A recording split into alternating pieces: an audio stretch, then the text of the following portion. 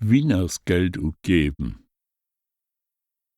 Dat gibt ja überall und jümmers Lü, die absolut nix anders in Kopf heb, als zu prahlen und diktodon. Grutsnut, Prahlhans oder Diktor nimmt de Plattischen so'n Ort von Lü. Ob'm Weihnachtsmarkt hab ich anerletzt wat Vergnügte zu dis Thema hört.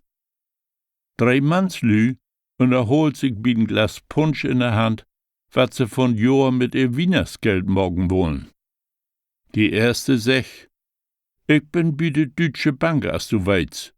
Ich kauf mi glicks noch Weihnachten Porsche und von den Rest mag ich mit mit Familien wunderschönen Urlaub auf Gran Canaria. Die zweite mein, ich bin jümmers noch bei der Siemens AG. Ich lad unseren Swimmingpool wieder utbuhen und mit niege Kacheln versehen. Und von dat, wat dann sicher noch über is, fort wie mit alle Mann in Februar Mount und Skifahren nach Berchtesgaden.